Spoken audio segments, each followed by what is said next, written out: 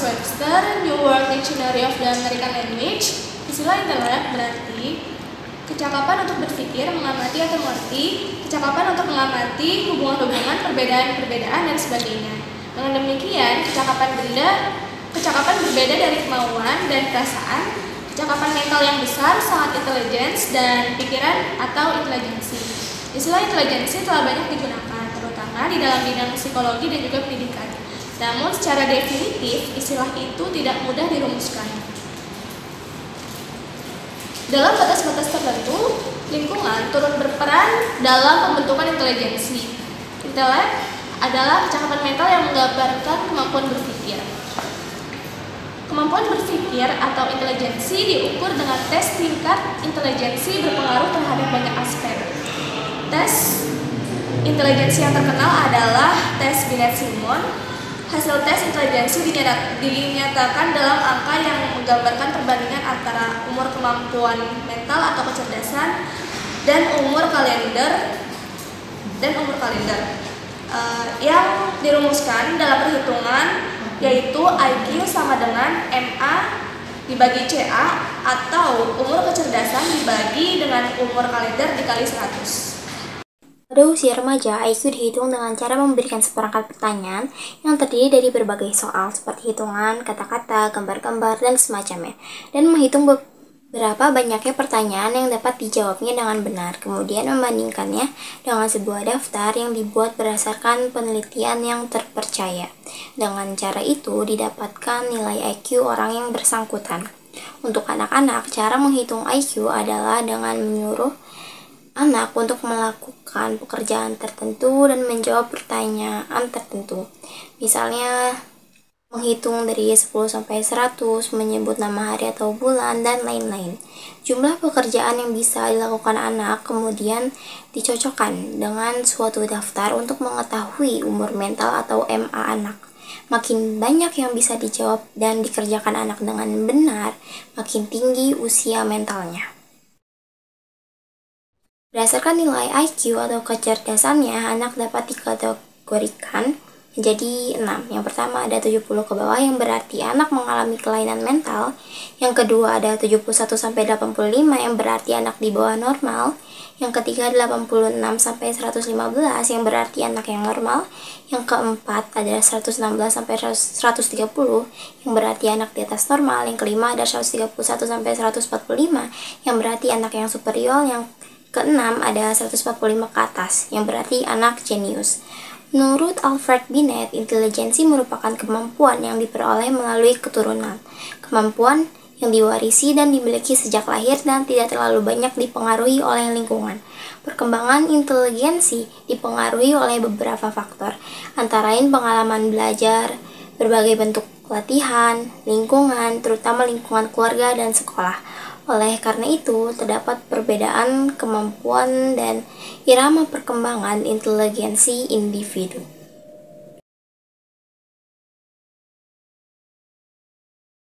Pada proses integrasi dan interaksi ini, faktor intelektual dan emosional mengambil peranan penting.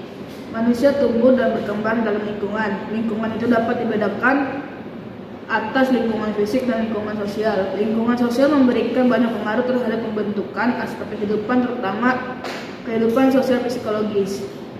Menurut Piaget, interaksi sosial anak pada tahun pertama sangat terbatas, terutama hanya dengan ibunya. Perilaku sosial anak tersebut berpusat pada akunya atau egosentrik dan hampir keseluruhan perilakunya berpusat pada dirinya. Pada tahun kedua, anak sudah belajar kata tidak dan sudah mulai belajar menolak. Lingkungan seperti mengatakan tidak mau ini, tidak mau itu, tidak mau pergi, dan semacamnya. Perkenalan dan pergaulan dengan manusia lain segera menjadi semakin luas. Ia mengenal kedua orang tuanya, anggota keluarganya, teman bermain sebaya, dan teman-teman sekolahnya. Menginjak masa remaja, interaksi dan pengenalan atau pergaulan dengan teman sebaya, terutama lawan jenis, menjadi semakin penting.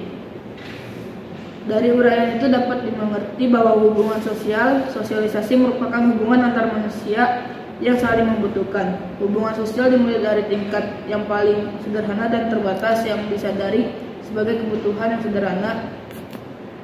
Pada jenjang perkembangan remaja, seorang remaja bukan saja memerlukan orang lain demi untuk memenuhi kebutuhan pribadinya, tetapi mengandung maksud untuk disimpulkan bahwa pengertian perkembangan sosial adalah berkembangnya tingkat hubungan antar manusia sehubungan meningkatnya kebutuhan hidup manusia. Perkembangan sosial anak remaja dipengaruhi oleh beberapa faktor, yakni kondisi keluarga, kematangan anak, status sosial ekonomi keluarga, pendidikan, dan kapasitas mental, terutama intelek dan emosi. Hubungan sosial remaja terutama yang berkaitan dengan proses penyesuaian diri berpengaruh terhadap tingkah laku sehingga dikenal beberapa pola tingkah laku seperti remaja keras, remaja yang mengisolasi diri, remaja yang bersifat egois, dan sebagainya.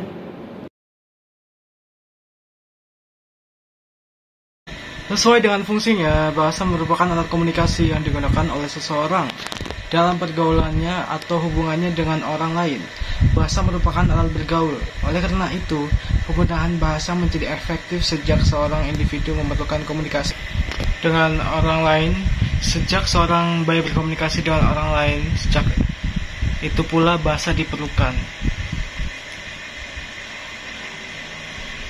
Perkembangan bahasa terkait dengan perkembangan kognitif, yang berarti faktor intelek atau kognisi sangat berpengaruh terhadap perkembangan kemampuan berbahasa. Bayi tingkat intelektualnya belum berkembang dan masih sangat sederhana. Semakin bayi itu tumbuh dan berkembang serta mulai mampu mengenal lingkungan, maka bahasa mulai berkembang dari tingkat yang paling sederhana menuju ke bahasa yang kompleks. Perkembangan bahasa dipengaruhi oleh lingkungan. Karena bahasa pada dasarnya merupakan hasil belajar dari lingkungan. Bayi bersuara ibunya tersenyum dan mengulang menimbulkan dengan memperjelas arti suara itu menjadi maam. Bayi belajar menambah kata-kata dan meniru bunyi-bunyi yang didengarnya. Manusia dewasa, terutama ibunya di sekelilingnya, membetulkan dan memperjelas.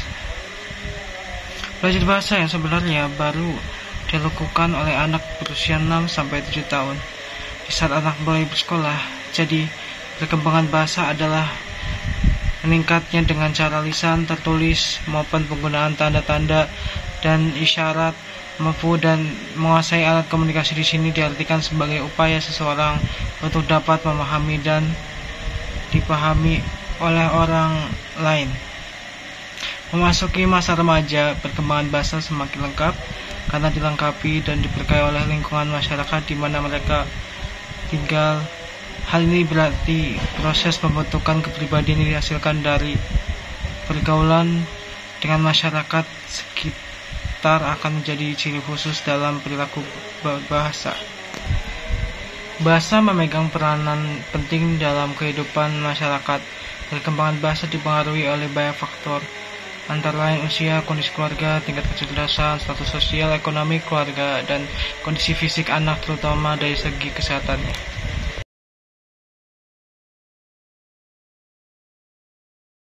Bakat dapat diartikan sebagai kemampuan bawaan yang merupakan potensi yang masih perlu dikembangkan atau dilatih. Pengertian bakat khusus atau talent di sini dimaksudkan seseorang mempunyai kemampuan bawaan untuk bidang tertentu, misalnya bakat olahraga, menggambar, dan lain-lain sebagainya, yang dikemukakan oleh Webster. Berbagai tes bakat yang sudah ada, misalnya FACT, yang disusun oleh Flanagan, DAT, yang disusun oleh Binet, MT-Test, dan disusun oleh Loudon Park, yang masih sangat terbatas daerah berlakunya. Hal ini disebabkan tes bakat yang sangat terikat kepada konteks budaya di mana tes itu disusun. Sedangkan macam-macam bakat juga terikat kepada konteks kebudayaan di mana klasifikasi bakat itu dibuat. Walaupun demikian, kita bisa mengetahui di bakat anak melalui observasi terhadap apa yang telah dikerjakan anak. Untuk itu, sangat diharapkan dari orang tua untuk selalu memperhatikan ciri-ciri dan keadaan anak mereka.